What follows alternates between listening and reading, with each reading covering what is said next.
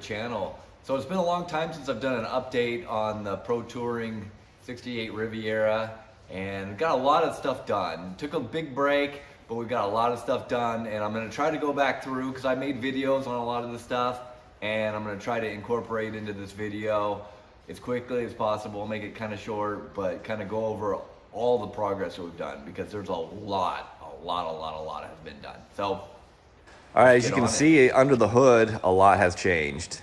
So, I don't know if we showed much about this in the past, but really tried to keep the LS motor, which is an LS3, to make it look as much like the factory engine as possible.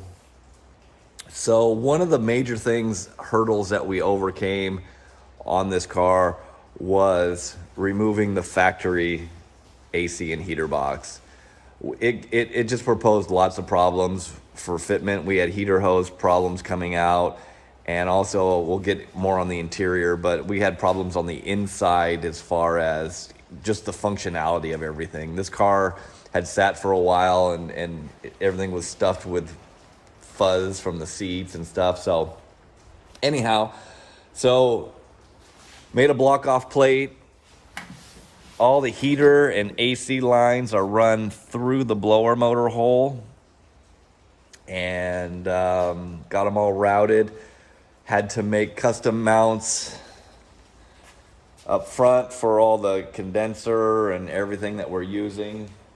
The radiator obviously isn't in it right now, but it has been all mocked up, and basically to run all these lines we needed to have it out.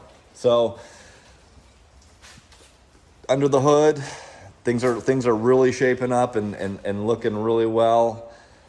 So let's move on to the big part on the inside of the car. All right, so on the inside of the car, I don't know if you guys know, but removing the dash out of these things is not fun. To get the cluster and everything out, we had to remove the dash pad and all the stuff, which was fine because there was some condensation that had built up on the dash over the time it had been stored, and it was pitted and messed up. So redid that, ended up putting a new windshield in it, which was great that they're still available. Removed all the factory air conditioning and stuff out. It was not gonna work. And so what we ended up using, which is really tough to see here, is a vintage air setup on it. And if you look really closely in here, I don't know if you can see it or not, maybe from under here, there is a Terminator X Holley controller. I made a bracket that mounts, and it also functioned as the front support of the AC box. So that was pretty cool. So all the interior's out, everything's dynamatted. I'm probably not gonna end up using the stock shifter. Gonna go with a low-car cool shifter for it. This is gonna have a 4L60E transmission in it. And so let's move on to underneath the car and check out all that cool goodies that we got going on in there. All right, before we put this up, I want you to take a look. We got some different wheels on this thing. We've got some Ridlers. They're 18 by 8s, and they fit pretty well. But I'm gonna tell you, I don't know if you can see in here, but what we had to do on the rear to make them clear the exhaust is there's actually a wheel spacer. If you can see in here, a 1-inch thick wheel spacer. And to facilitate that, we didn't use adapters. There's actually longer studs in here, and a 1-inch spacer to kick the wheel out and bring it away from the exhaust, which coincidentally is already done as well. So let's put this thing up in there and take a look. We got the drums painted because they looked really bad sticking through the wheels. So as you can see, the exhaust was a bit of an adventure to get done, but it came out really good. And go out to the very back. Took a look. This is what we got. We got flush mounted deals. So one of the big tasks that we had to do was an EFI tank. And here's some pictures of the EFI tank. I didn't take any videos of fabbing this thing up, but anyways, Anyone that's familiar with these cars knows that the trunk floor is right here. The frame falls along here. So we wanted to do an in-tank pump. So we've recessed a deal, and we've got an in-tank pump with one of these, I don't know, Holley calls them a hydromat, which is great because there's no sump or anything in the tank. And we're going to end up using the stock sending unit just as a fuel level sending unit, and so it's all good, everything's cool. So one of the things that we did was to seal this thing really well.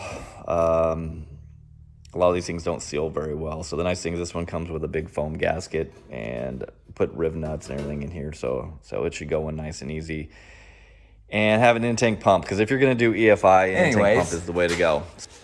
One of the other big issues that we had here is the drive shaft. We had to shorten the drive shaft because of the 4L60E, and that was a big adventure for sure to get it to fit, and we've got some footage of that as well. All right, so here's the drive shaft, the front drive half of the drive shaft out of the car. So originally we'd put a new yoke on it, and it was too long, and the way the tunnel tapers down, actually couldn't get it in the drive shaft, so we had to go to a shorter yoke. If you notice here, there's a seam in the drive shaft. No, we're not going to run it that way. We'll retube the entire length of this thing. Apparently my initial measurements on how much we needed to shorten this thing were not correct. So anyway, so before I retube this thing and balance it and do all that, I wanted to just put it to the proper length, double check it, bolt it in, and make sure everything was good. So, all right, so we've got the drive shaft.